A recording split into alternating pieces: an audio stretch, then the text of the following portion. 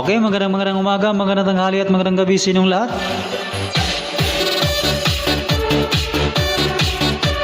Welcome to my YouTube channel, Trending Pinas TV. Maraming salamat po sa pagtangkilik sa aking YouTube channel. Don't forget to like and subscribe. Ngayon, bigyan ho natin ng reaksyon yung hula ni Madam Vendra. Last 2 years na ho ito.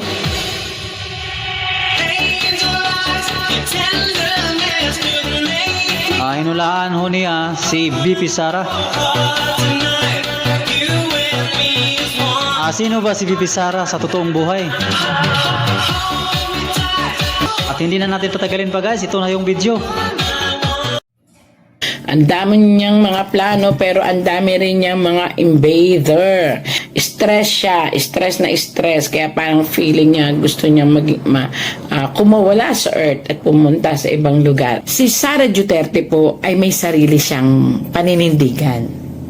Pag alam niyang mali siya din, pwede siyang umurong at unti-unti niyang ikukorek yung pagkakamali niya na walang nagno-notice. Pero pag si Sara po ay ang tingin niya ay, ops, ito ang tama ito ang tama.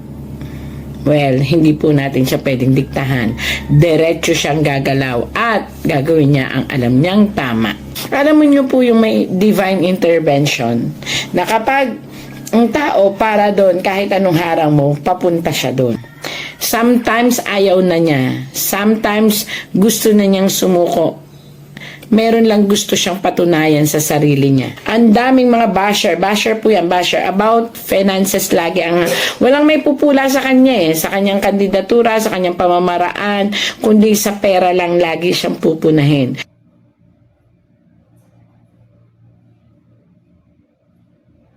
Magandang umaga mga kaibigan, magandang umaga Pilipinas. Kaya again and again, ako po'y magbabasa at makikichika sa ating mga bituing nagniningning. Ngayon po, ang mapalad na aking babasahan ay si Sara Semerman Duterte. Ayan po. Nandito po. Ito po, again, ito'y katuwaan lamang. Wala po sanang pikunan. Basta makinig at sana po ay matuwa. Ayan. Sara Duterte alias Sara Duterte. Ito na po tayo. Sa ngayon po si Sara Duterte ay talaga pong siguro sa pagod na rin to, sa stress. Masasakit po ang mga buong katawan at delikado siya sa sinasabi nating mga trangkaso. Ayan. Sara Duterte, ang dami niyang mga plano. Ang dami niyang mga plano pero ang dami rin niyang mga invader. Pagkatapos, maaring ito ay may kinalaman dito kaya masakit ang kanyang katawan, masakit ang kanyang ulo. Stress siya, stress kaya parang feeling niya gusto niya kumawala sa earth at pumunta sa ibang lugar. Ayan. At ito naman po ang kanyang mga plano. Ang plano niya actually is maganda naman. Kaya lang alam mo yung nobody is perfect about the plan. Maaring ang plano niya ay hindi maganda naman sa mga constituent niyang iba. Especially, sa kanya kasi maganda yung intention niya. Pero hindi nga, we cannot please anybody. So, ang dami po niyang ang dami niyang dapat paliwanagan, ang dami niyang dapat i-explain. Tapos, yung mga tao, nandun lang, napaka ng buhay niya. Hindi niya alam kung saan tama ang mali ang ginagawa niya kasi ang daming pumupuna, ang daming gusto siyang pasukuin or ang daming ipabukas sa kanyang bibig na mali ang kanyang mga ginagawa. Pero, Sara Duterte is Sara Duterte. Ang ibig sabihin nga from the name Sara is tough, matapang, survivor. Sa mga pinagdaanan niya sa buhay, siguro itong nangyayari ngayon, parang flavoring lang ng life niya. Ayan. Sara Duterte, born to be a person with a golden spoon sa mouth niya. So, hindi natin siya po pwedeng i-command ng kung ano ang gusto natin. Sarah have his own way, her own way, kung paano patatakbuhin at isi-share ang kanyang galing sa mga tao. Yun ang hindi nakita ng mga tao kasi mabait, masunurin sa mga tao, pero nag-iisip. Kaya pag alam niyang ops, hindi ito para sa ikabubuti ng paligid. Hindi ako makasara, binabasa ko lang yung Duterte. Hindi ako any politiko, hindi ako. Kasi gusto ko, mabuhay lang ako ng normal, maging maayos, so wala akong kinakampiang politiko. Ito lang ang sinasabi ko, kung anong sinasabi ng tarot. Si Sara Duterte po ay may sarili siyang paninindigan. Pag alam niyang mali siya din, pwede siyang umurong at unti-unti niyang ikukorek yung pagkakamali niya na walang nagno-notice. Pero pag si Sara po ay ang tingin niya ay ops, ito ang tama ito ang tama, well, hindi po natin siya pwedeng diktahan. Diretso siyang gagalaw at gagawin niya ang alam niyang tama. Ayan, ganun siya. Hindi naman siya spoiled brat, pero ganun po siya para siyang isang babaeng nasa katawan ng isang lalaki na nagtatago sa katawan ng isang babae, pero naman siya putong boy or T-bird. Yan, ganun ang karakter niya. Ay nako, napakaraming tao ang naghahangad na ang kanyang kasayahan. Ito, masaya po siya at saka open siya sa lahat ng bagay. Maging open din siya sa feelings. Ay naghahangad sila na tarangkahan. Ibig sabihin tarangkahan ops, hanggang dyan lang ang iyong saya. Hindi ka po pwedeng mas sumaya pa. Hindi ka po pwedeng mas maging matayog pa ang pangarap mo. Kung vice president ka ngayon, ops, dyan ka lang. Hindi ka na papayagang mas umangat pa. Pero alam mo niyo po yung may divine intervention na kapag ang tao para doon, kahit anong harang mo, papunta siya doon. So darating ang time, magkakaroon lang siya ng napakaraming problema and basher and everything, pero darating po ang time, maaaring siya po ang susunod sa yabag ng kanyang ama. Napaka-strong will po niya. Yan po yun Hinahanap lang po niya ngayon ang solusyon kung paano ipaliliwanag sa tao kung ano talaga ang gusto niyang mangyari. Kasi nga po, yun nga, sinasabi ko sa inyo, ang daming ops, wag yan. Ops, ganito. Ops, mali yan. Marami po siyang napapansin na ngayon, kaya parang naguguluhan lang siya. Pero once na tumayo siya at once na in-start niya, wala. Talagang lahat ng nagbabash sa kanya is titiklop din. Kasi nga, meron siyang warrior life, past life. Siya'y palaban. Isa siyang lumalaban sa kung ano yung tingin niyang tama. Ayan. Maganda siyang mamumuno. I mean again and again, hindi po ako Maka Sara Duterte. Masasabi ko lang po na binabasa ko ang tarot, maganda po siyang maging pinuno na kahit mismo sarili niyang kapatid ay lalabanan niya kapag alam niyang mali. Ayan.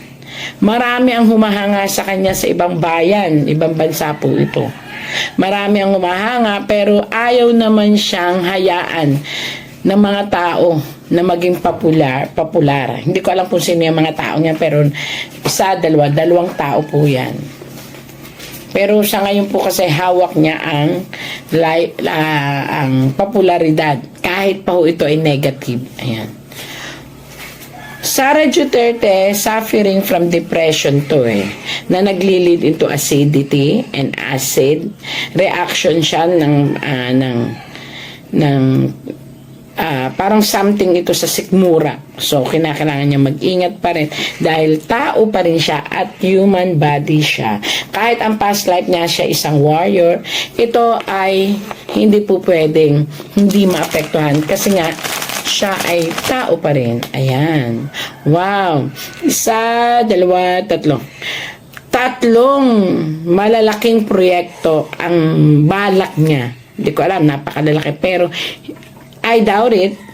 Hindi po matutuloy yung 3 malalaking proyekto ating Sara Duterte. 2, pero mayroon naman pong ipapalit siyang proyekto na dalawa naman po yun. Kumbaga, yung tatlo, ikinompress niya. Dalawa ang parating na proyekto niya na yun ang ipupurso niya na matutuloy. Pero yung mga past na project na tatlo, hindi ko alam kung ano yun, which ang daming mga basher at ang daming mga nakikialam, yun ang magkakagulo. Yun ang parang mahihirapan na ituloy at magkakagulo at doon siya mako-question.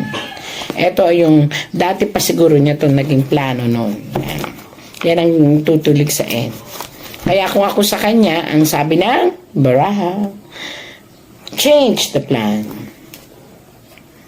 Wow. Aiming a new life, magiging makulay ulit. May isang, ang ibig sabihin po nito ay isang ibabash na naman siya. Hindi ko alam kung ano ibabash sa kanya, pero ito ay about naman sa, yun nga, sa father niya, which hindi na dapat idikit sa kanya, pero since she is a Duterte, ang mga haters ni father niya, maaaring isa sa mga maggagawa ng paraan para siya ay umalis sa pwesto. Yan.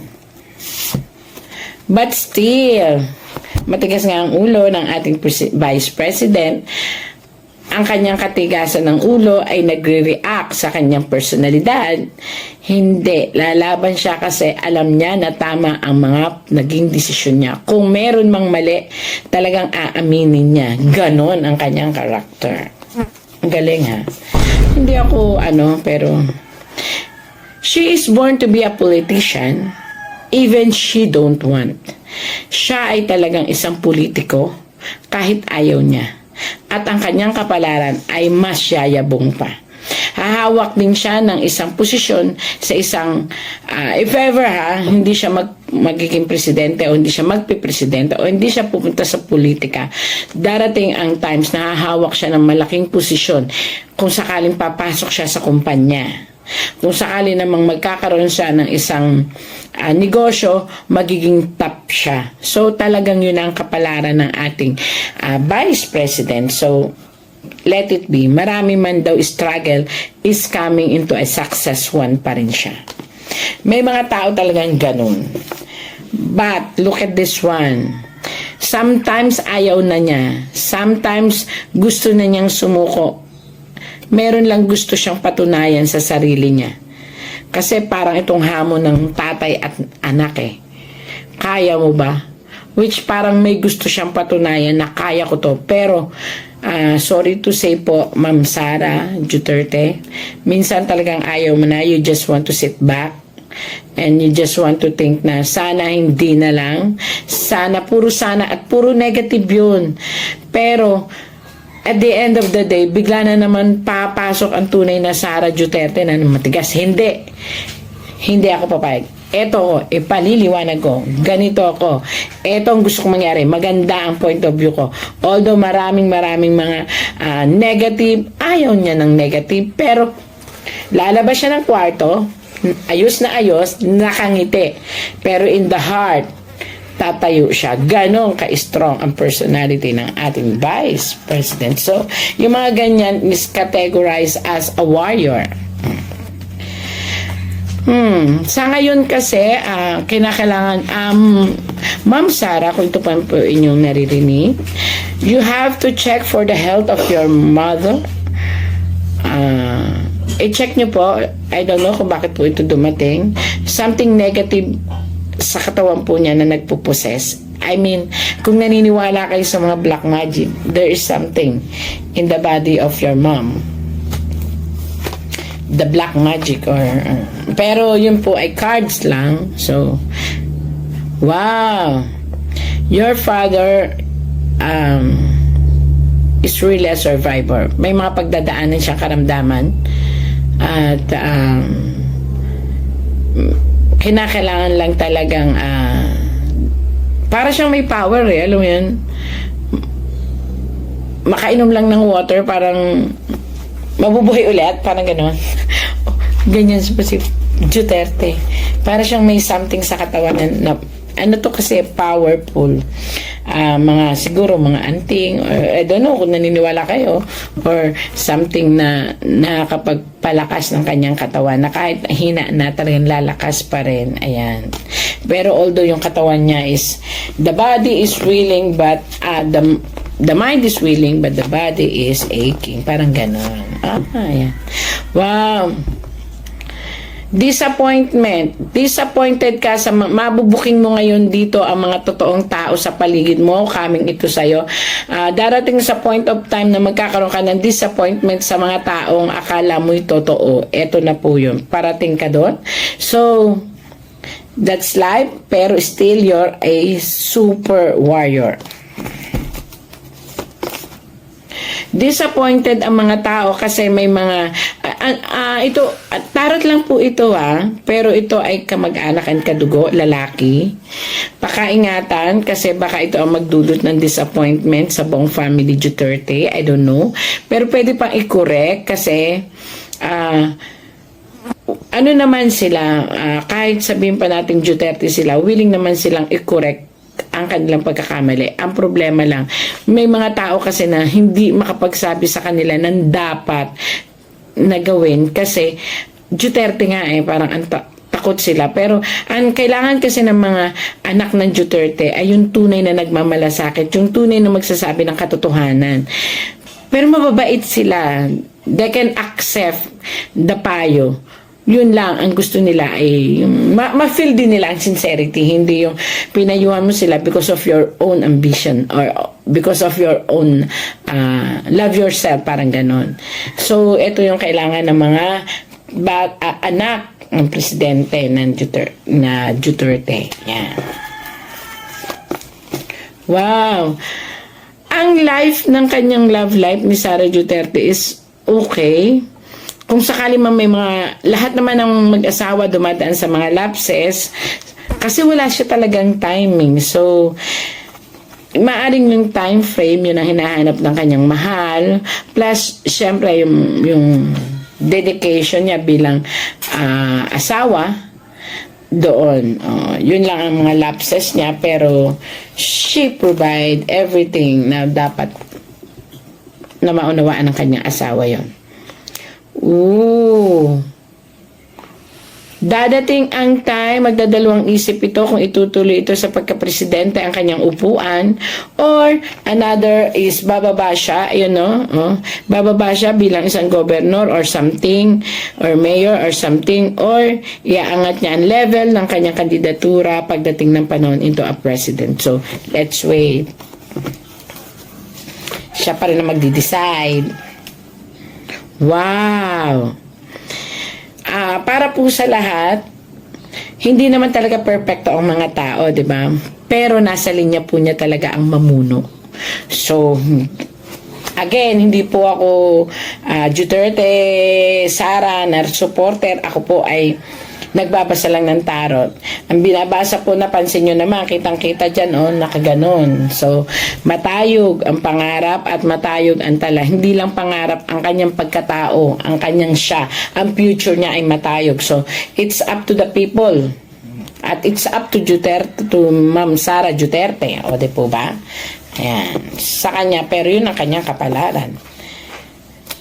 Marami siyang this, what if, pero dahil nga matapang ang dugo niya, dahil nga survivor siya, parang sige na nga, follow the water, diba, ganun, sumunod na lang. Pero si Sara Duterte, siya yung tipo ng presidente na tinitimbang din niya ang mga bagay-bagay. Vice President na, siya ang Vice President na tinitimbang din niya ang mga bagay-bagay. At sabi ko nga sa inyo, alam niyang umupo pag alam niyang mali ang kanyang ginagawa. At alam niyang i-correct. Pero kapag tama siya, sasaludo, may espada siya. I will fight for it. Ang justice, pagsasamahin ko, pag-aaralan ko, pero patutunayan kung tama ang mga ginagawa ko. Hala, ang daming mga basher po yan, basher about finances lagi ang walang may pupula sa kanya sa kanyang kandidatura, sa kanyang pamamaraan, kundi sa pera lang lagi siyang pupunahin. So, she better think twice pagdating sa finances, pagdating sa paggagawa ng mga proyekto kasi talagang dun siya titirahin sa mga financial stability ng proyektong gagawin niya. At kinakailangan naka-recorded lahat yan. Kailangan black and white, naka-written para anytime pwede, ops, eto yung aking project, eto finances, walang labis, walang kulang kasi dun lang talaga siya pupunahin ng lahat ng mga basher niya. Good or bad basher. Meron siya ngayong kinasasangkutan na napakalakas na intriga. Napakalaking intriga. Ito ay about, may kinalaman din dito ang mga kasama niya sa paligid. So, mag-watch out siya. Maaring siya hindi ganon, pero nasa paligid niya ang nagkakamali. Although, pagkakamali na wala kasi tayong perfectong panahon, pagkakataon pagdating sa politika. Lahat ay laging sisilipin. Maliit lang na pagkakamali, palalakahin yan. Kaya, well, good to say, kawawa rin ang mga politician natin. So, eto, kinakailangan mong pag-aralan ang lahat ng galaw ng iyong mga nasa paligid. Baka ikaw ang maipit. So, sorry to say, tapos na po ang atin about Sara Duterte, Vice President, Ma'am Sara Duterte. Hindi, again and again, it's just for entertainment use. So, yung mga anti-Sara, wag naman po ako i-bash. I just reading. Yung mga makasara, well, good and club. Thank you again. Kinakailangan talaga po pag ganito, maganda ang morning, isa ba?